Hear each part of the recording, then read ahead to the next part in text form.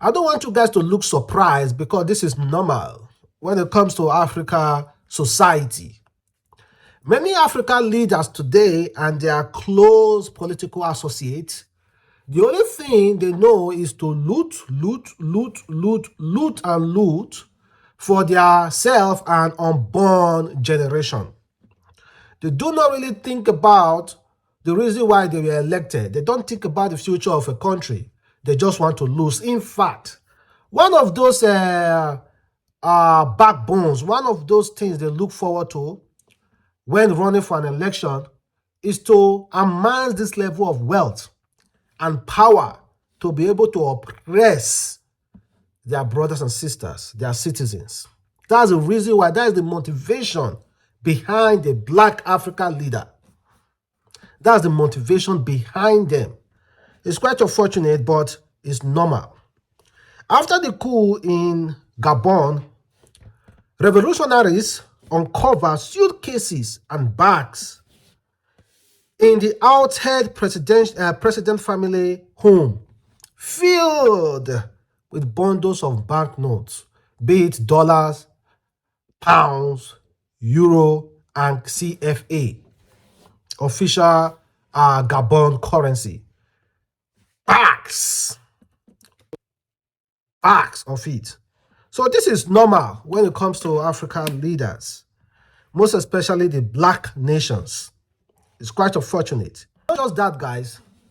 Gabon Senate president was arrested, caught in attempt to flee the country with millions of Gabon local currency and millions in other currency like euro, dollar, and pounds.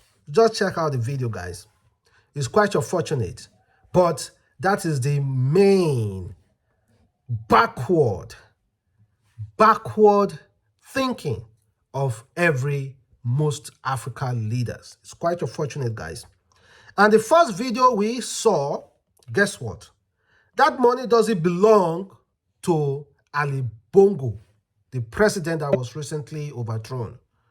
It doesn't belong to his eldest son. That is a Nuruddin Bongo. No. Guess who that money belongs to? It belongs to the chief of staff of Ali Bongo's son, Nuruddin. So imagine if a chief of staff can amass that level. This is what we are just saying in his house. He has more in his bank account. He has more in foreign banks. Just imagine if a chief of staff can amass that level of wealth hidden in his personal estate. Just imagine what Ali Bongo must have over the years amassed. Don't forget, his father has over 70 bank accounts. And just imagine what Nuruddin, the eldest son of Ali Bongo, must have amassed. This is the locality, the general thinking of every African leaders, majority of African leaders, be it how educated they may be, professor, accountant, they are so educated, they can speak fluently. They are still common criminals. They are still common political criminals. Well, guess what? Let's take a dive into Ali Bongo's family and let's just check out some few pictures. But meanwhile, France has condemned the coup in Gabon because they have interest. Of course, they have refineries over there as well. And they are preparing to evacuate all their citizens as usual. Exactly what they do in Niger. And Niger, they have not yet evacuated their citizens, completely evacuated their citizens. In fact, the Europe are trying to bring up sanctions against Niger as if it worked with Russia. And of course, they are going to bring up sanctions again Gabon. That's the easiest thing they would ever do. And again, Nigeria President Bola Ahmed Tinubu also condemned the coup in Gabon. And although Gabon is not part of ECOWAS, but apparently people are already suggesting and already having this focus that yes, a lot of African Black nations will carry out coup d'etat since other African nations are succeeding. In fact, Rwanda president retired several senior army officers, including powerful General James, few hours after military took over in Gabon. And we have Cameroon president also, who is over 90 years old, who still cannot communicate, but is still in power. Well, people are already insinuating, people are already forecasting that Cameroon will be next.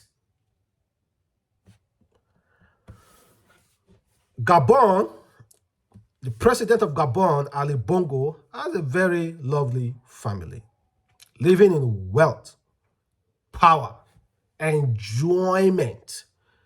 As little as the population of Gabon is, 2.4 million. All those Gabonians, sorry if I'm not mistaken, all those Gabon citizens should be living in wealth. Should be living in wealth because they are oil-rich nation. But yet, 35% are living below poverty. Should be living in wealth, but unfortunately, 35% are living below poverty. We have seen the Arab nation, how they distribute wealth to their citizens. Why can't Africans with so much natural resources do the same?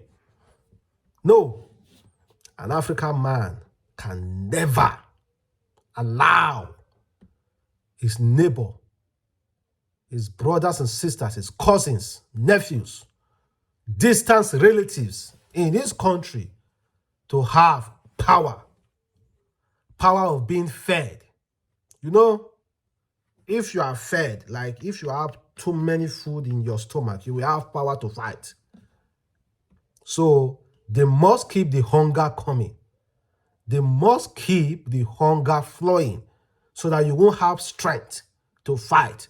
So that when you wake up in the morning, the first thing in your mind is how to find food to eat. The first thing in your mind is what to do.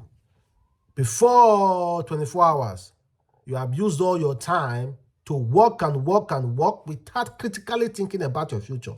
The only thing you think about every day is how to eat. That is the systematic way these leaders are using. So you better be wise. These are just the systematic way they are using. They want to keep you hungry. They want to show you artificial poverty that is not there. They will tell you there's no money, artificial no money. They will tell you there's no money so that you will think about your life on how to improve your life. You will work all the days of your life, and by the time you will even realize it, you are above 60, and then you cannot fight anymore because you have used your youth to work and work, trying to feed.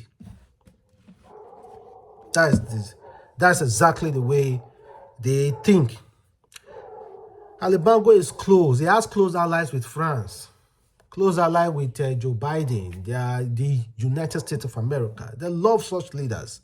They love such leaders that play to their bidding. They love such leaders that humiliate their citizens, that put their citizens under this slavery mentality. Well, now a new trumpet is being blown in Africa. And in Gabon recently, all thanks to this General Briggs Olungui Guma, is the leader of the coup in Gabon, who attacked the French installed leader Ali Bongo. No, Ali Bongo. I don't think his French is tall. His father installed him. His father, Umar Bongo, installed his son, Ali Bongo. And most definitely, the trade should have continued. Ali Bongo should have installed his own son, Nuruddin Bongo, to supersede him after he retires. But they said no. He did a general election. And this man And this man who is in charge of the general election in Gabon, that is the person of Mike Stephen Bonda, is currently on the run. He did the general election and Ali Bongo won. So if Ali Bongo truly won the election, why are the citizens in Gabon happy about the process? And meanwhile, Ali Bongo came online and begged his citizens, begged his close associates to immediately come for his aid, to revolt, to come out to shout on social media. And meanwhile, the irony is that even during the general election, Ali Bongo himself shut down the internet. And now he is now crying to the internet, posting video on the internet for his close allies, for Gabon citizens to come up and revolt against the coup carriers. What an irony about life, guys. You shut down the internet during the election so that nobody will have any say. Then after the election, still shut it down. And now you have been overthrown. Now you are saying that people should start revolting. Well, the citizens of Gabon are happy. As long as they are happy, who are you from your own country coming to tell the citizens of Gabon how to live their life and what is best for them? I don't understand these leaders. These world leaders should check the atmosphere, to check the body language of citizens. Democracy and not be carried out very, very well. Practice very, very well in Africa. So you guys should start by advising. But no, they won't. They won't. You know why? Interest. They don't care about democracy in Africa. Don't think they care. They don't.